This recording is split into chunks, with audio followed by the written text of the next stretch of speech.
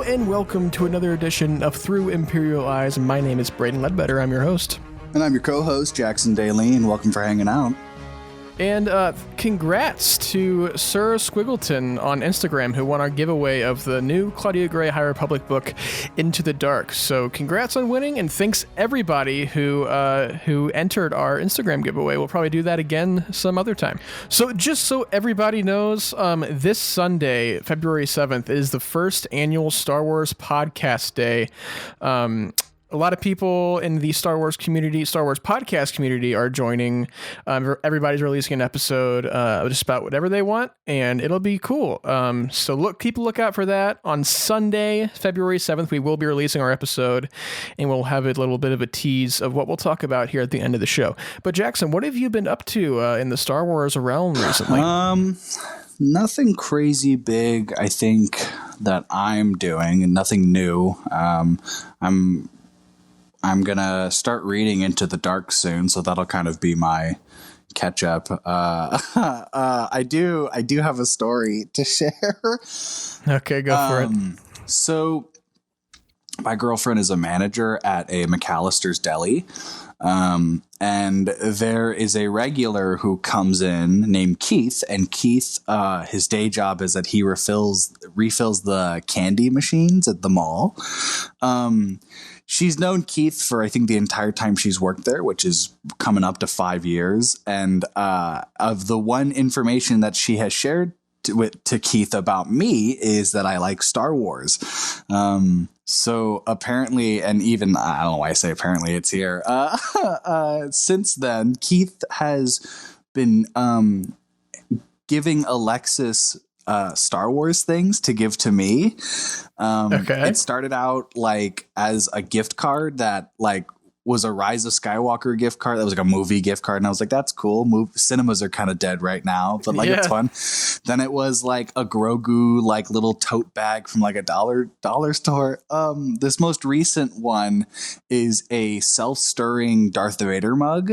And I think it's original. I haven't looked it up yet, but it's a Phantom Menace board game that hasn't been opened yet. So you're telling me that you just have like a Star Wars Santa right now? I've never met this person, and he just like I've never met him. I've never seen him. I don't know who he is. He just shows up and is just like here. So and like with the board game, apparently like someone was trying to buy it off of him as a collector, and Keith was like, and I quote, "I'd rather give it to someone than sell it to one of you." And I was just my God. And he gave it to me. Like that's who he decided to give this to. Yeah. So it's just sitting in my room. I don't know what to do. I'm gonna do some research to see if it's actually worth something. But as of right now, Keith is our official mascot. Yeah, I love Keith. Yeah, so I've never met Keith, but I love Keith. That's what's going on with me in my life. Cool. How about you? How's your Star Wars life going? Well, I just started my annual rewatch of the entire saga. I got through Phantom Menace, all the prequels, and then I just finished Solo and Rogue One last night. And I actually have a new appreciation for Solo, I think. I think I've only seen it in its entirety once. And it's not an awful movie. It has its moments. No, I like it a lot. And I had this problem, I think, that a lot of people had upon their first viewing of Solo, is that you don't really believe that Alden is the character of Han Solo a lot of the time. Yeah, that's true. But upon this, for some reason, this specific viewing, I went in just not I didn't even think about it. I was like, okay, I'm just going to sit back, turn my brain off, and just watch the movie. I think that is the way that movie is meant to be enjoyed. Yeah, I think it's a fun Star Wars movie. It's a very subpar Han Solo movie. But I also, I've never hated Solo. I know. No, I just had qualms with it. That's fair. And that's the reason why I've been avoiding watching it. And just getting myself back into it and just watching it, I have a new appreciation for it, and I'm happy that I do. I know people who just absolutely despise it, and I've never thought of that. I definitely was also late to see Solo, so I watched it for the first time on Netflix. Oh wow. Yeah, it was that kind of stuff. So. Oh no, I had my my tickets bought months in advance to see Solo because I was so excited. I think it was like I was going to, and then people told me it wasn't good, and I was just like, well, I guess I'll wait. And then I eventually saw it, and I was like, it was fine. Like, it was fun. Yeah. Well, and other than that, I with Rogue One, I also noticed I have a 4K TV now, and I'm jealous. when it gets to the Tarkin scenes, I was surprised at how much that is held up, actually, because I remember it looking so weird and like uncanny valley. And whenever I first saw it, and now it looks good for some reason in some scenes, and I don't know why. I was uncanny valley with Leia in the end of that movie. The Leia is rough, but it's still the movements are very weirdly very puppeteered. rigid. Yeah, and we can talk more about kind of that later. Yeah. But I always think the Tarkin stuff held up and was good. Yeah, it's funny. I think at one point I was watching that with my mom, and I was like, "Didn't that look good?" My mom was like, "I guess. I don't know. It kind of looks like crap." But I was just like, "What?" I was like, "What?" I was like, "Really?" Yeah. I don't know what it is. In 4K, it just looks like it just looks crisp. That's what's up. I don't know what it is. That's what's up. I don't know if Disney Plus did anything with that. Probably not, but I don't know. It looked good. And then other than that, just to wrap up my my Star Wars experiences the past week, I also wrapped up season 4 of Clone Wars finally. So I'm getting there. Yeah, you're getting to the good stuff. Getting to the good stuff finally. I'm invested again. So yeah, season 5 is probably. I think season 5 is actually like. Probably my favorite season, like in the entire show. Yeah, I've seen the end of with the Ahsoka stuff. I watched that whole arc. I watched that whole arc before the Mandalorian Ahsoka episode came out. This is kind of all of the arcs of that season is so good. Yeah, I've heard. Well, cool. I think that kind of wraps up what we've been up to this week when it comes to Star Wars. What do we got news-wise that happened this week? Starting off with news, the Kenobi series was announced to start production this spring. That was confirmed on the Eddie Izzard charity show with Ewan McGregor that he made an appearance on. That's cool.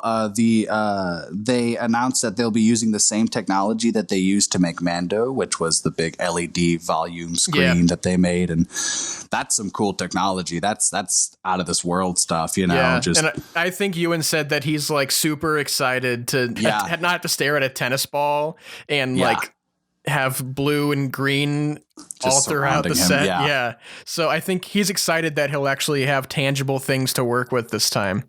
I agree. And watching the Mando documentary, that's such a cool, just like fix for actors. Like I know myself, I went to acting school for 3 years. I did it all through high school. You know, it's being on a set and in your costume is just the most satisfying feeling to really just step into your character, and how easy for a show, you know, like Mando and Kenobi to just be able to build a set like that. And even then, you know, change it and mod it and fix it as they're going along with it. That's so helpful. And it is so customizable. It is unreal. You can literally take the previs that you make in pre-production and just throw it on set, and that's your set. It's so cool. And there's so much you can do with prep, and there's so much you can do. You don't even have to worry about like securing locations. You just generate it on set and you're there. It's so cool. And this is the first time in 18 years that he's even played Kenobi. So it'll be cool to see him jump back into it and see how Kenobi has developed in the couple years that will be passing from Revenge of the Sith to this series. So moving on, Rosario Dawson just released a video time lapse of her getting the Ahsoka makeup done for the Mandalorian episodes she was in. It's just crazy how long actors just have to sit there and get makeup smeared onto their face. Yeah, that stuff is for, an hour of screen time.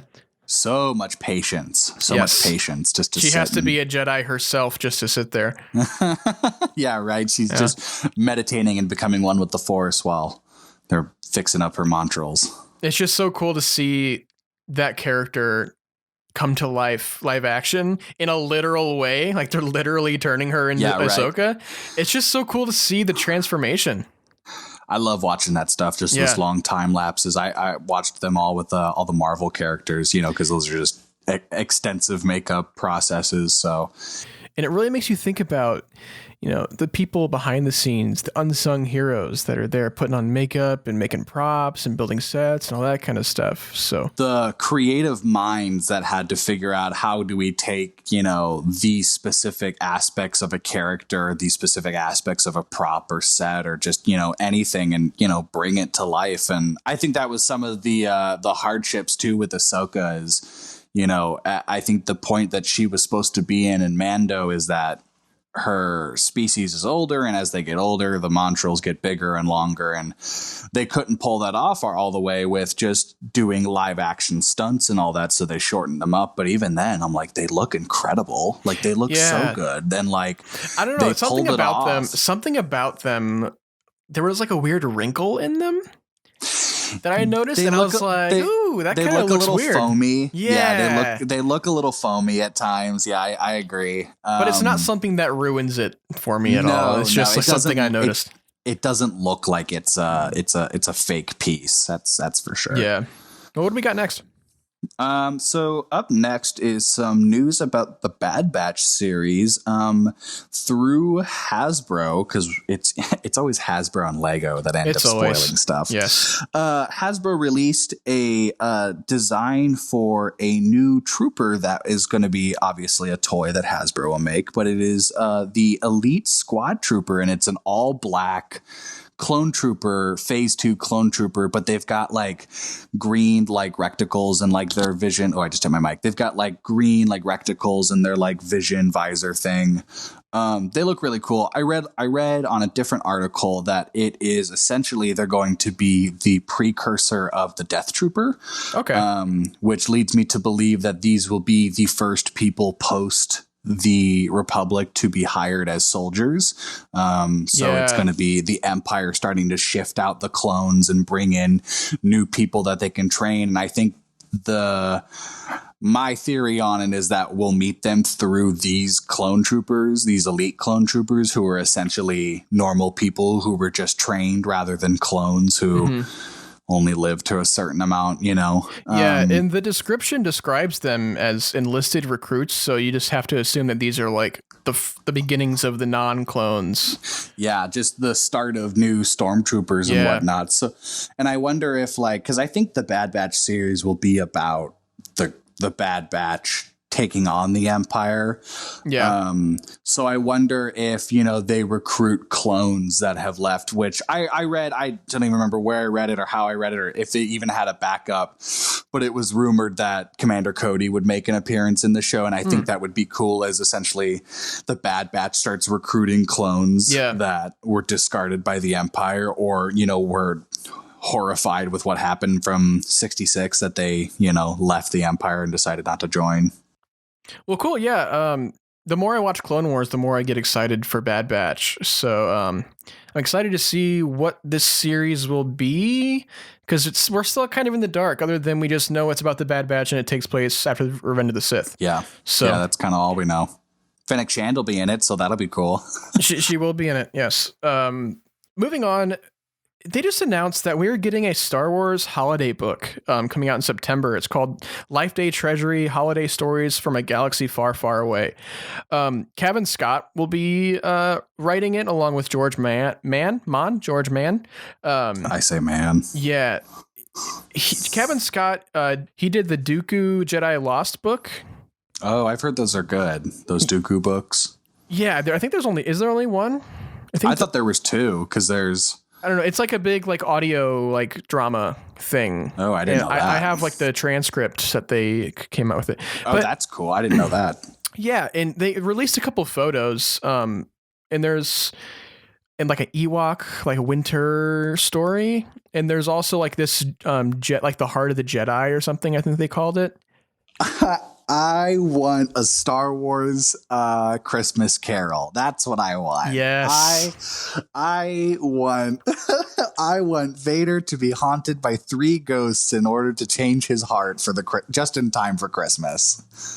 Yeah, they say that this book is going to be a collection of 8 myths and fables told around winter fires and high-tech heating pods across the galaxy, and it will bring joy to young and old Star Wars fans alike. So I'm guessing we're just getting some cool made-up like Star Wars wintry stories that we'll get just in time for Christmas time. So it'll be cool to see. Awesome, though. It'll be cool to see what how they can further the lore or further what kind of characters will show up, if we'll have any familiar characters in there. I like how Star Wars is redirecting the classic holiday special that everybody knows is just this, piece of cinema all the way through. They're kind of embracing it. Yeah, and I like that everybody collectively agrees that it was like, yeah, it was bad, but it was 1978. What did you expect from us? Like so, and I like that they're building it in a way of like it's actually like a known a known thing is what I mean is Life Day, and all the way the Mando episode 1, there's the guy mentions Life Day, and just I like that it's like it before it felt like it was just, the holiday special was just this fun dated reference. Whereas now, and Life Day was just kind of a thing that everybody forgot. But now it's, Life Day is a real thing. Did you watch the Lego Star Wars holiday special? I did. And I loved it. It's actually really cute. Yeah, I agree. I loved it. But I like that that's kind of what it's just more Star Wars. It's just more content, is giving us the same characters, but this time it's their happiest season of all. I will never complain about more Star Wars. And never. It says that it'll be stories going from Jedi in the city to Ewoks in the forest. We got Wookiees and droids. And we're going to get stories about feasts, ghostly apparitions, snowy adventures. So maybe we'll get like a Christmas Carol vibe in one of these stories. That's awesome. That's so funny. we get some nice Star Wars ghost stories. That would be so cool. Oh, that's hysterical. Yeah. But what do we got next? Up next, the Star Wars Battlefront soundtrack is being released, and the Battlefront 2 soundtrack will be released February 5th. These are, of course, of the 2 EA Battlefront games that have been made from 2015 and 2017. That's really cool because the composer, Gordy Hab, makes really, really... what's the word I want to use?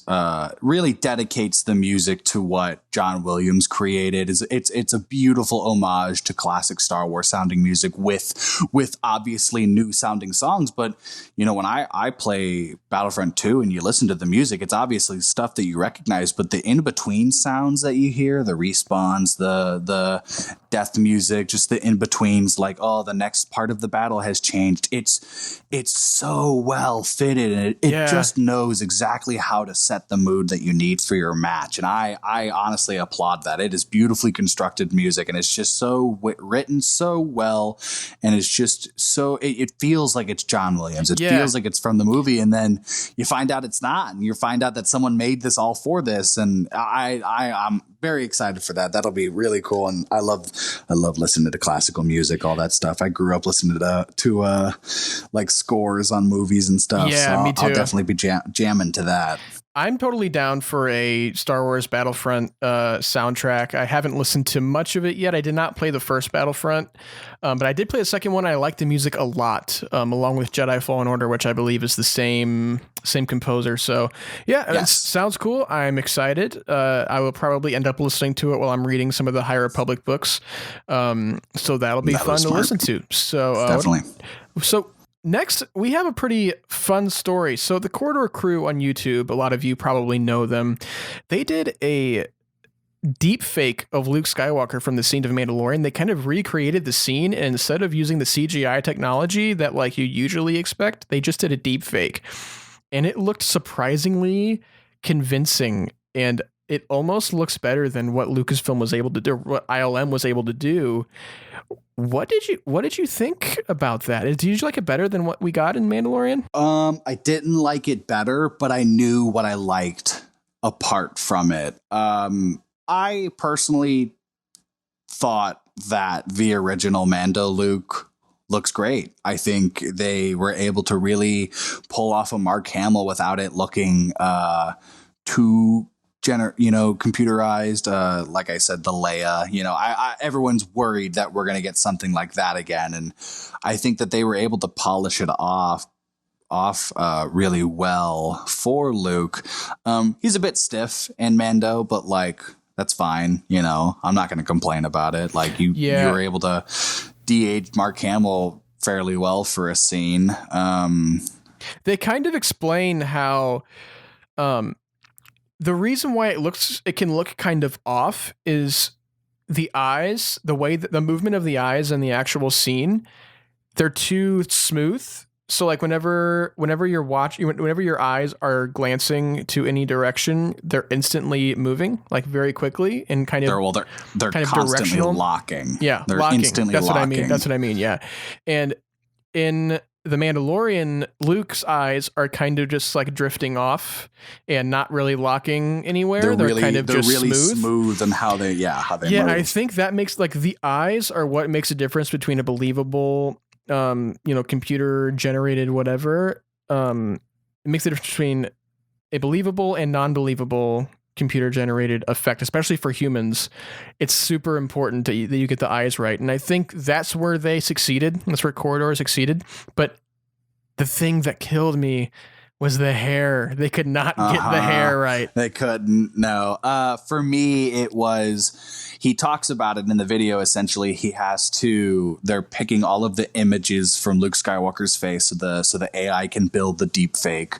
And he talks about how all of the images of Mark Hamill that they used I think all of their reference photos were Return of the Jedi, which makes sense. He's same outfit, same face and whatever.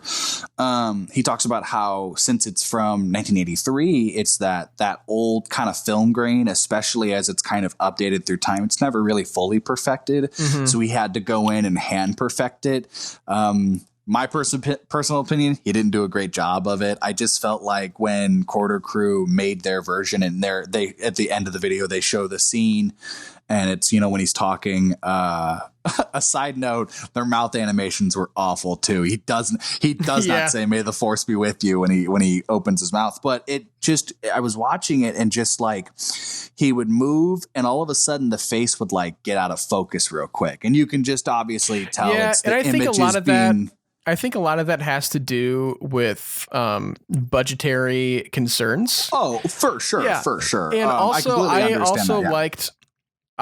one thing I did like about their version was just the movements in general of the face and everything was a lot more believable. They made it look a lot clearer too. Yes. I think that was the big thing. And I think they did that by adding lighting and sparks and different stuff because they didn't just do the Luke, they added more to the set and they had like there's a part where sparks burst out of the door and it lights Luke's face really well. And I think that was something they successfully the dynamic lighting do. and but cool. So what do you think this means for the future of not just filmmaking in general, but future of Star Wars and bringing characters back? So like, do you think there are possibilities of like having a Luke Skywalker series or having a, young Leia series or something like that? Do you think that this opens the door for anything like that with the Luke stuff? Personally, I think if you're going to bring back characters like that, I think like doing deep fakes and big CGI models for cameos and whatnot is cool. I get that. But like, I also know that's a lot of money and that's a lot of time and it's not always going to be perfect. So the loop around for me is just make an animated series. I think that'd be cool. An animated series in the Clone Wars style, but it's all about Luke's Jedi Order. That'd be awesome. That'd be super cool. Or I'll even take remember the O2 Clone Wars? That style. Yeah. Like, I think that'd be cool because then you could bring people like Mark Hamill, who is a voice actor normally, and I think he does his own voice in The Mandalorian, so we can obviously make him sound like he's young again. Yeah, they did some modulation with his voice and adjusted it to make him sound younger. But that seems to be the easier route for me, rather than trying to perfect this CG model of a person who's, 50 years older than what they are now. Yeah, I agree. And I think there is a lot of development to be done with this kind of technology still. We're not quite there yet. Give it 10 years, maybe we'll almost be there. But right now, I just don't see it happening. Yeah, I definitely agree. It's just, it requires a lot of crunch for it right now. And it's just, we're not able to successfully pull off a full TV series or even a movie with that. And no one's better at recognizing real humans than real humans. Absolutely. So it gets kind of tricky there. But I think that's it for this week's news. We kind of had a fun segment we wanted to add in here since news was a little slow this week. So we just wanted to take a second to talk about some of our favorite C and D list Star Wars characters that don't really get enough attention. What are some characters that come to mind when you think of some of your favorite, background, not really instrumental to the plot characters? I know he's not canon, but I want a live action Dirge. Like O3 Star Wars, the cyborg bounty hunter Dirge. Oh my god, he's so cool. He's so awesome. Just this big, just monster thing that's just in a cyborg body. Ruthless. One of my favorite characters that people either dislike or are indifferent on is Dexter Jester from Attack of the Clones. I don't know what it is about him. I just want to give him a big hug, but he probably smells like a dumpster. He probably smells like space grease, whatever that means. Space grease and space BO, like a Waffle House cook. But it's the Waffle Home, all right? Yes, Waffle Home. That's why Obi-Wan's so cool with them. Obi-Wan gets it. I love Dexter Jester. I'm a big fan of Bib Fortuna solely for Dewana Wunga. Yeah. That's just absolutely just classic. Another character that I don't think enough people appreciate, even though he does have kind of a bigger role in the Clone Wars, is Kit Fisto. Oh, love Kit Fisto. Prequel movie Kit Fisto deserves a lot of justice. Yeah, yes, because I remember watching Revenge of the Sith specifically back in 2005. I think it was when it first came out. And Kit Fisto was my favorite character, but he did not have a line in that entire movie. I am the exact same with Plo Koon. I wish we saw more of Plo, especially in the Clone Wars series. I wish we saw more of Plo. I'm a big Commander Wolf fan. Plo's Bros, that's my favorite. They have Plo's Bros on their shuttle in Arabesh. Yeah, and also this is going to be the last one, so we don't make this segment go a little too long. But I think one of my favorite characters after watching Rogue One last night is Admiral Raddus. Which one's he? He's the one who he's like the Admiral Akbar type blue guy. Yeah. Oh, is he the one that dies in Rogue One? Yes. He gets blown up in Rogue One. Yes, he is the reason they completed the mission in Rogue One. It's awesome. Good for him. He's so good. And then whenever I was watching Rogue One and Saw Gerrera comes up. The whole night I was saying, "Boggle it! Lies! Every day! More lies! Boggle it!" Saw Gerrera, what a man. Yeah, and he's another character that doesn't really take the front seat ever besides Rebels and this movie. I know he's in Clone Wars. Yeah, I know he's in Clone Wars. Shows up. Is he in Clone Wars a lot?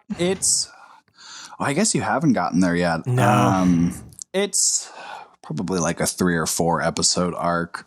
But when he's young. It's when Saw Gerrera starts his whole team, and they essentially are doing the same thing but on a planetary surface. They're just trying to save their home world. Gotcha. And then obviously Saw expands that into whenever I finish Clone Wars, I will put out a nice 3-hour long special episode of me just talking about Saw Gerrera. Honestly, I'm down. Is that our podcast special? We're just going to rant about Saw Gerrera the whole time? Look at it! That's every day, more lies. But I think that kind of wraps up a lot of the main section of the show today. I took to Twitter the other day to see if anybody had some questions for us, because just to give us some more to talk about, because I knew this week would be more of a slow news week. And people actually did give us questions. So we'll start off here with this question comes from @Hothoth Podcast. Whose fighting style are you most fan of and why? Could be from any of the movies or the shows. Jackson, I'll let you go first. I don't have a personal favorite, but I always really liked Jedi who used their lightsaber in a style that made the lightsaber feel like it had a specific weight. Anakin is a very big broadsword. He's big hack and slash, whereas Count Dooku is the single, rapier style and the one like fencing, he's the fencing pose. I love anything Darth Maul touches with the lightsaber. Anything Darth Maul does with the lightsaber is just destroys and just crushes. Yeah. I really like Ahsoka's fighting style and like how acrobatic and she is during the quick two-handed. Yeah. Yeah. And I just love Jedi who use reverse grip for some reason. I just think it visually looks awesome. I always loved how Ahsoka's has the handles one shorter than the other, but the blade shorter than the other. So it almost works like it's like a little dagger that she has. And yeah, it's awesome. And another favorite of mine is Kenobi, like his progression throughout from the prequels to where we see him in like his last moments, like how he learns to become more patient and mindful down the road, because he starts out in the Phantom Menace and he's a little more like sporadic and on the offense, and he learns to be a little more mindful and like trust the Force a little more, and like grows to be a lot more calm and collected with his patient with his style. Yeah. And then I agree. Another honorable mention for me is Kylo. I just love his unhinged, vicious style. It's the scene in him in Rise of Skywalker. Is that how right? The beginning of Rise of Skywalker when he's on the Mustafar Forest and he's just hacking and slashing. That's so cool. Yeah. Yeah. Oh, cool. Let's move on to the next one. This one comes from Chasey J2. And he asks, which non-canon Jedi or Sith would you like to see become canon? I kind of want a Star Killer. Yeah. I kind of want, because I think I keep seeing people talking about doing like a rated R Vader. I say reroute that and just do a rated R Star Killer series. That could be cool. I think that'd be cool. And I know like Force Unleashed is obviously not with the canon since it was made years ago. And even then it's a it's got like multiple endings kind of deal. So like not everything's going to follow with how the movies are. You would just kind of have to alter Star Killer's whole upbringing, I guess you would say. You can't really have the Vader stuff anymore.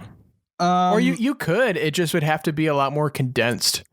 I agree, is that essentially you just retell the story condensed. To fit into canon, yeah. And like I say, if you're going to do something where he has a change of heart and goes to the light side, don't have it be where he's joining, the rebellion, or he's teaming up with, you could have him team up with other Jedi if it's Jedi that we haven't met before. Mm-hmm. Yeah, that's my pick as a Star Killer. Cool. I'm pretty content with like the current canon characters we have at the moment. I never really got into like Legends or AU or any of that kind of stuff. And I'm also not really that familiar with a lot of those kind of characters. However, it would be really cool. I think we will end up getting this down the line, is like a Darth Revan or Darth Nihilus kind of thing, especially with the High Republic. Maybe we'll eventually go even further back than the High Republic, and we'll get those kind of characters down the road. At this point, I'm more interested in new characters and new stories, stuff we haven't heard about yet. I want new. Right. I agree. I'm excited to see how the High Republic will do giving us new characters like that. I think that they're going to start us out a little bit with people like the Nile and Marauders and whatnot, and then eventually give us a really cool, Yeah, and I think there's no way the naming of the Nile is a coincidence. I honestly didn't even think about it until it is you spelled until the you exact same way as Darth Nihilus. Yeah, it definitely is. So who knows? Soon it might just be like a nod. That might be all we get is just that little nod to that character, or it might lead to something. Who knows? But like, yeah, anything can happen. Yeah. Well, this next one comes from It's About Sam Time, and she asks, "How would you explain the plot of Star Wars to a 5-year-old?" I'm the 5-year-old.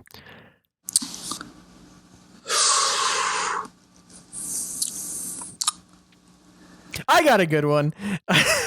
Okay, so here's kind of how it runs down. This is assuming that this is about the entire saga and not just A New Hope. Basically, good guy Jedi turns bad and has twins, and that's Luke and Leia. And then now the bad guy is mean and he rules the galaxy with his master Palpatine.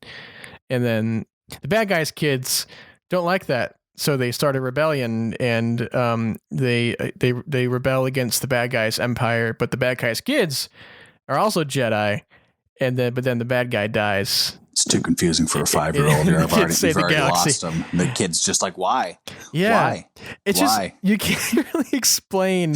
I don't know. There's this dude named Luke, and he follows this old guy around on this sand planet, and then all of a sudden they're in this big like spaceship. There's a big scary guy in black metal armor that's kind of just lurking around doing his thing. It's cool. There's a lot of lasers and whatnot. It sounds a lot less exciting when you explain it, and then when you watch it, your mind is blown.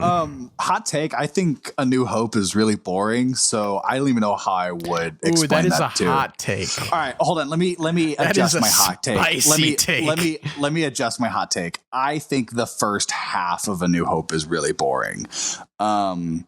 Like, I understand everything that happens. That opening sequence is incredible, and it's all like the cool world building and meeting these cool characters. But half the movie is Tatooine, literally. Like, they don't get to the Death Star until like the last like maybe halfway through, just a little over. And like, that's cool and all, but like, whoa, that can be a drag sometimes. I respect your opinion, but I cannot disagree more. That's fine, and I understand that what I have is a hot take, but like, yeah, I mean, I'm gonna you have the right to have your opinion. If I'm gonna throw in A New Hope, I'm gonna play around on my phone or just do something. If C-3PO wandering through the desert for 30 minutes isn't going to catch my attention. Fair enough. I couldn't disagree more. Anyway, let's move on. This question was hotly debated on our Twitter, and we're going to get into it here. It's from @Swations. I'm guessing the account is Star Wars Conversations with the SW. I'm going to shut up. Okay. They say, when Luke leaves Dagobah and Yoda says there's another, he's lit in red from Luke's engines. It's an interesting contrast, the hope of another Force user, but the red of danger. Why do you think this was done? I think it's probably, it's definitely a color choice to fit with the overall theme of what Empire Strikes Back is. It's spooky, it's dark, it's not what you expect, it's red, and red is usually those colors that, you know, affiliate with anger and just, you know, I won't say sadness, that's like blue, but like anger and rage and danger. And I think especially on the sense of practicality and logic realness, like it makes sense for the place to be lit red because of Luke's X-Wing, but the color choice and the style is because it's Luke walking into an unknown, scary place, and all you would probably see is red. And the metaphorical of what I mean is, you know, it's going to be as red as the lightsaber you're going to be fighting. Like, you need to watch out. And I think that's kind of the whole thing. And then Yoda's quote is to bring you that sense of hope without any light change, because it feels like you're just surrounded and that's all you know is this dark, scary red. And Yoda's like, there's another. And you're like, oh, there isn't all just red. You know, It feels like you've lost all hope. It's the Empire Strikes Back, and Yoda's there's another. And then Luke Skywalker gets his hand cut off, you know, which is big chillin'. Yeah, I have a kind of my interpretation isn't that different. I think this was done. I have a couple different options here. Basically, I think they show that red light on Yoda because it's literally showing that Luke is going into danger and facing Vader and risking his life, and he's also risking the galaxy's fate, and it all rests in Luke's hands at this point, especially since he's leaving training. It's basically saying Luke's leaving is risking a lot, and Luke is going into danger, and I think that has a lot to do with it. But I also think that it might not be that deep. It could just simply be they were like, yeah. I bet they were just like, you know what? I bet the rear lights on an X-Wing are red.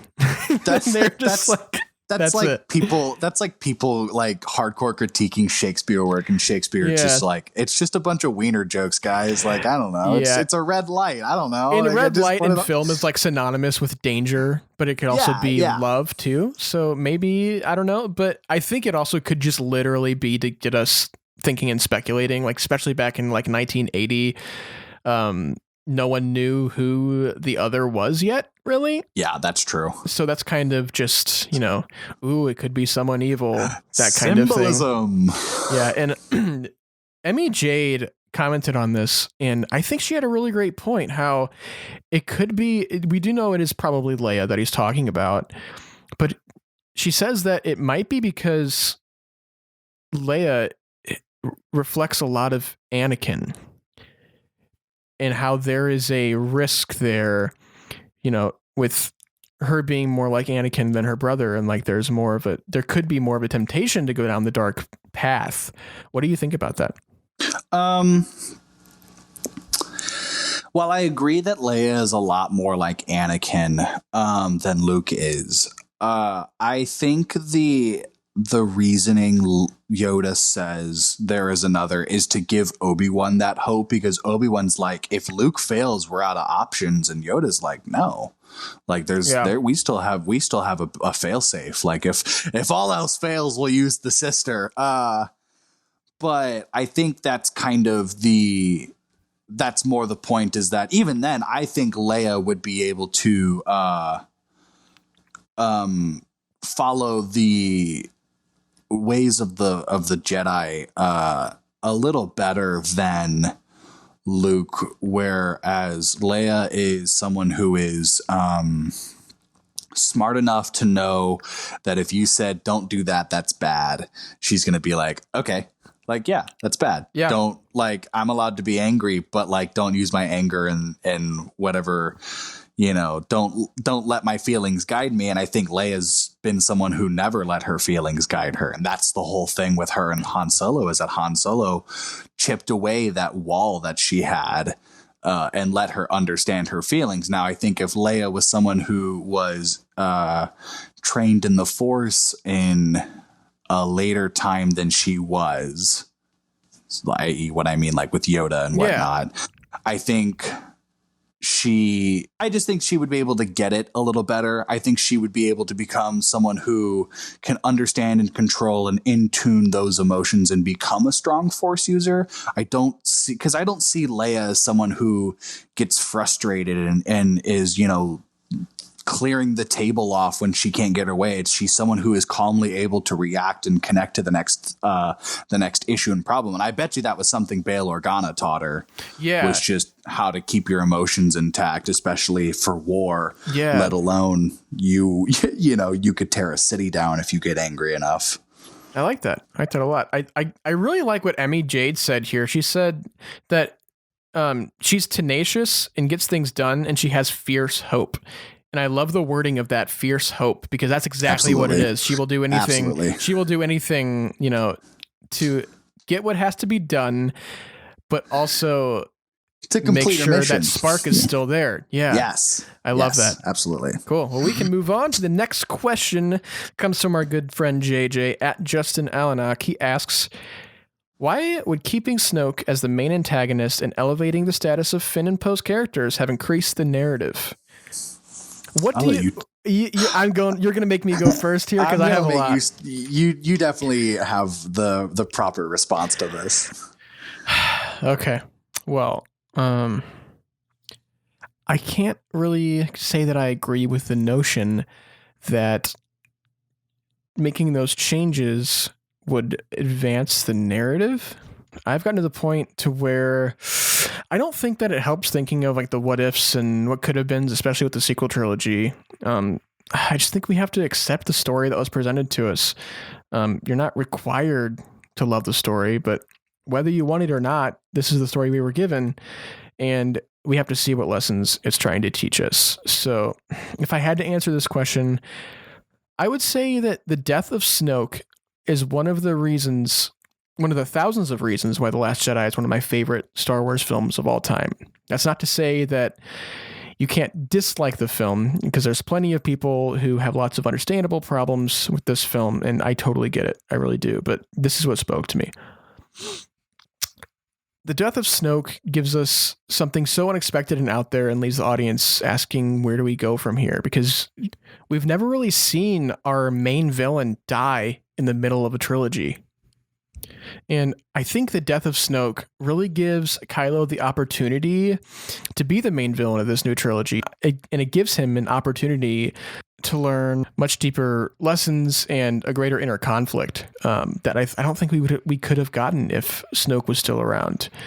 And we know that Kylo can't really reach his full potential with Snoke in the way. And in my mind, it was in his plan from the beginning of training with Snoke. And it always had to be Kylo standing where Vader stood. It's in the DNA of Star Wars storytelling, right? So George Lucas has always said that Star Wars is like poetry. You know, it rhymes, all that kind of stuff. And I think later on with the return of Palpatine, it forces Rey and Kylo to come together, and it gives Kylo a decision to make.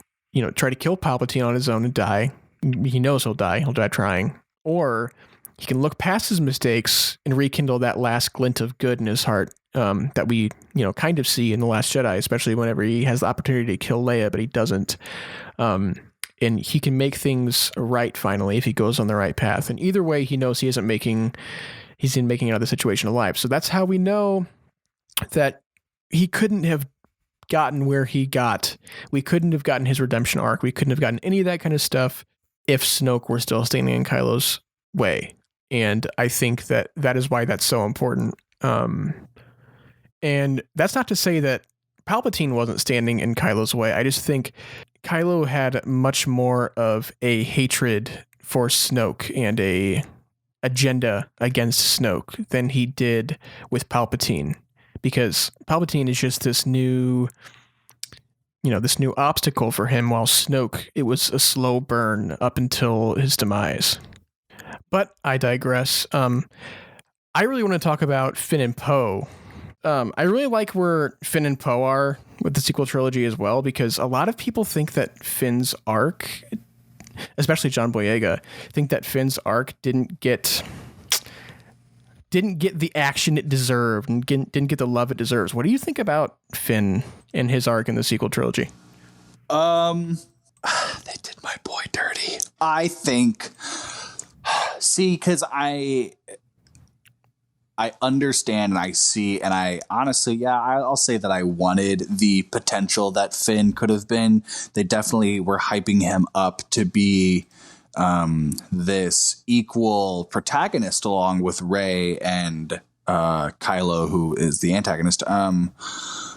But I like where Finn ended up. Not saying that it is better, but I like where it is. I like that Finn is all about like getting his mission done. He's all about the big picture, and it's all about keeping that hope alive. You have to do whatever it takes to keep that hope alive. And by the time he's with the Resistance, he actually has something to fight for. Absolutely. And they make a big point of I think expressing that. That's the lesson that they ended up redirecting with Finn, is that it's not about being like the main character.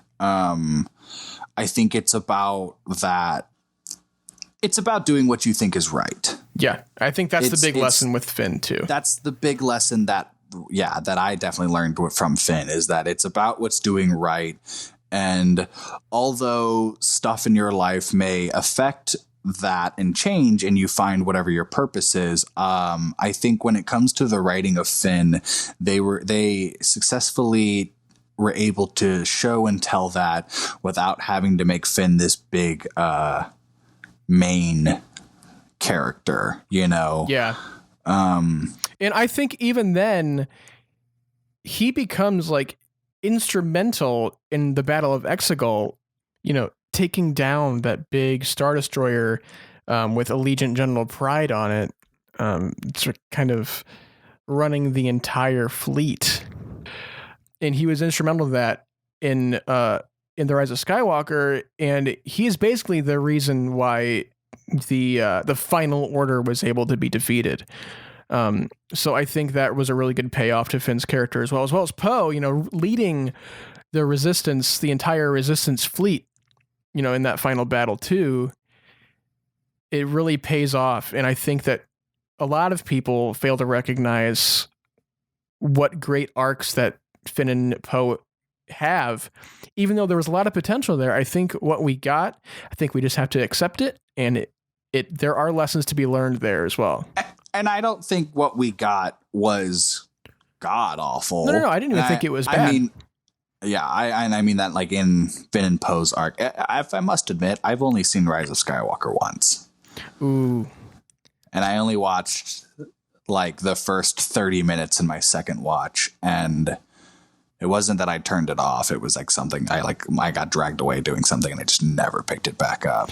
I think your mind will change upon you need to get yourself into. I know. I just need to like clean my headspace and just watch all that whole new trilogy and together. I think you have to. You have to just force yourself to sit down and watch it with an open mind, and I promise you will start liking all of the sequels more and more the more you watch them. I think also too, I remember being in theaters with my dad when I saw it, and I just remember like like things happen, and I would be like out loud would just like, what? Like I'm confused by that. What? So I think now that I know everything, I think if I watch it and just kind of let myself piece it together of how they told it, I'd be able to kind of appreciate it. Whereas I think when I was in theaters, I was just kind of like everything happened, and then I was like, I have no idea what's going on. Yeah, I think especially since you've only seen it once all the way through, I think you need to get a couple of viewings in to truly get a complete stance on what you think of the film too. We're going to end up doing our commentaries, and I'm just going to dish on it, and everyone's going to think I don't like Star Wars. Yep. And that's you don't like a movie. You must hate Star Wars. That's the hole I put myself in. That's fine. You must just hate Star Wars. Anyway, I think that was a pretty long-winded answer to a very simple question, but that is okay. We will move on. JJ, you stirred the pot. You stirred the pot. We'll move on here. We have a question from my girlfriend at Exma Renee. She asks, do you agree that Jar Jar is the best character in all of Star Wars history? I saw a TikTok the other day that was a Darth Jar Jar concept, and it was really cool. It's kind of creepy. Like, he's scary looking. Yeah, it was a scary looking design. Jar Jar. I feel so bad for Jar Jar. He's just trying to do his best. He was manipulated into giving extreme. He was manipulated into giving emergency powers to Chancellor Palpatine, and that is basically the reason why the Empire exists. He wanted to do the right thing. And then he was like, Padme would do this, and Padme's like, I wouldn't do this, Jar Jar. And he's like, oh. Jar Jar truly thought he was doing the right thing too. He thought he was helping. Yeah. It's so sad. And like you learn later that Jar Jar ends up basically becoming shunned from the entire galaxy, and he just becomes this kind of clown type jester. He becomes character. A literal street performer. Yeah. He gets just kicked off, and I think he's in Naboo when it happens, but I don't know for sure. I know in Aftermath they kind of go into it in like an interlude, but it's very sad. I'm pretty sure it's in the Certain Point of View. Oh, is it? They talk about Jar Jar being. I might be wrong. I might be very wrong. I haven't read more of that book, but I need to. Yeah, I know. I think I remember something about Aftermath. I haven't read Aftermath since it came out in 2015, but yeah, I do love Jar Jar. Now, I used to, the internet used to tell me I can't like Jar Jar, so I didn't like Jar Jar, but I have a new appreciation for Jar Jar in the past couple of years, especially after hearing about all that stuff with Ahmed Best and what he went through. Oh, Man, yeah. Yeah, that's that is what we do not like. It's not that deep. Yeah, it's not that serious, guys. It's just a character. You don't have to love everything you see. So let's not send death threats. You ruined Star Wars. Yeah, that whole situation it's very upsetting. But let's move on to our final question of the day. It comes from @I'mCousinVinny, who asks, should Jon Favreau be included in all future workings of Star Wars film and TV? He should probably be like an executive producer, but see, I'm a big Favreau fan too. Just in general. Yes and no. I mean, like, yeah, I definitely think you should keep him as kind of one of the main people to have in Star Wars, but Star Wars isn't about keeping your same register, at least when it comes to the production design. I say that like John Williams didn't write music for all 9 movies, but I mean more like the directors, and like the original trilogy changed, directors and sort of same with the sequel trilogy, and I guess not as much with the prequel. Maybe I am wrong on this statement. I think Jon Favreau has a really good eye of where Star Wars needs to be, as well as someone like Dave Filoni. But I think when it comes to every and all projects, I don't think he needs to be, the showrunner and masthead of it all. He doesn't need to be making the shots that Kathleen Kennedy is doing. Yeah, and I think go ahead. I think she definitely learned how to play the Star Wars game, especially after the sequel trilogy. Yeah, I do not think that he needs to be attached to every single piece of Star Wars property that comes out. I think it could just be like a executive producer. He's just kind of there. Then, he helped out don't get me wrong. I love The Mandalorian. I do think that like sometimes Mandalorian does miss the mark a little bit for me, but I do really love the show, and what Favreau's been able to do with Filoni and all that kind of stuff. But the notion that everything he touches that has to do with Star Wars turns to gold is kind of ridiculous. Because like there are plenty of new up and coming writers and directors and producers that will even end up seeing, in the future Star Wars projects coming up that they've announced, in the next couple of years. And I think with all that new content, we don't need one person to be the creative attachment for every single thing that comes out, especially. I just think that, Favreau is a great storyteller. He has a great Star Wars mind. He has great Star Wars instincts, but I just think Star Wars would be just fine. Even if Jon Favreau was never there to begin with, it would still be just fine. Like we have nothing to worry about. And I think Favreau is great, and what he does with Star Wars, he does great work. I just think the notion that everything that him and Filoni touch turns to gold is kind of bogus, because that kind of takes away from a lot of people who put a lot of hard work and a lot of creative effort into the things and don't get recognized. I think I think everything Filoni touches turns to gold, but that's also because Filoni is essentially the Messiah to convey the word of George Lucas to what he wants that world to be. That's kind of Dave's whole thing, is that he wants to be able to convey George's world. Whereas Jon Favreau was like, I want to make a cool Star Wars show. Not saying that like he didn't do it. He made an awesome Star Wars show. And I think you're right. He knows how to tell a good story. But yeah, I agree. He doesn't need to get his grubby little fingers on every single thing that comes out Star Wars. Yeah, there's plenty of great creative minds that will end up putting plenty of new and fun to do. Yeah, they'll end up putting a lot of cool stuff out, and I think we have a lot to look forward to when it comes to the future of Star Wars, with or without Jon Favreau. So that'll be cool. I also think that Jon Favreau kind of sometimes comes off as a casual fan. He isn't really he isn't quite in tune with the fandom, and he's not really in tune with the inside baseball nature of Star Wars.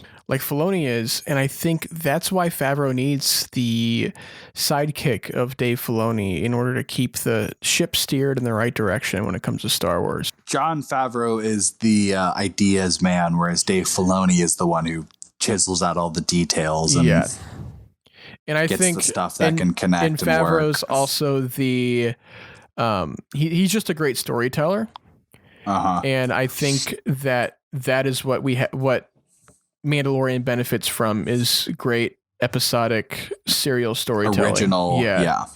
But other than that, I think that is all we have for today. But thank you so much for checking out this latest edition of Through Imperial Eyes. You can check us out on Instagram at Through Imperial Eyes Pod, on Twitter at Through Imperial Eyes, and on YouTube you can check us out if you search up Through Imperial Eyes Podcast. You should find us on there. Jackson, where can they find you? You can find me on Twitter at QuacksandScalene. That's spelled QUACKSONSCALENE. You can also follow my photography Instagram on Instagram, which is Daleen_photography. My last name is spelled DALEEN. I don't use my main Instagram account anymore, so if you guys are following me, I'm most likely not going to follow you back. And then you can find me on Instagram at braydonleadbetter and on Twitter at braydathlon. Do not forget, this coming Sunday, February 7th, we are doing our Star Wars Podcast Day special, and we will be diving in to, drumroll please, wait for it, the Star Wars merchandise phenomenon. That's right, we're going to be digging into all of our favorite Star Wars products, toys, any kind of Star Wars merchandise that we've ever laid our eyes on. We will be talking about it, and we're going to be picking out some of our favorite things that we had, especially like stuff as we had as a kid, different toys, all that kind of stuff. I know we're both excited to dive into this one. I'm going to talk about this board game Keith got me the whole time, so get ready, folks. Heck yeah. And also, everybody, do not forget to leave a review and rating on our Apple Podcasts. It really, really helps out the show. And also, don't forget to follow us there on Spotify. If you want us to answer any more questions or talk about any more topics, do not be shy. Please send us those questions, send us those topics through our Twitter, through our Instagram, through anything. We will be checking all of our socials for those. So if you want to leave us a message on Anchor, we also have an option for that. If you want to leave us a nice voice message so we can hear all of your beautiful voices, we would love to hear it. But other than that, I think that is it. So we will see you next week, but until then, may the Force be with you.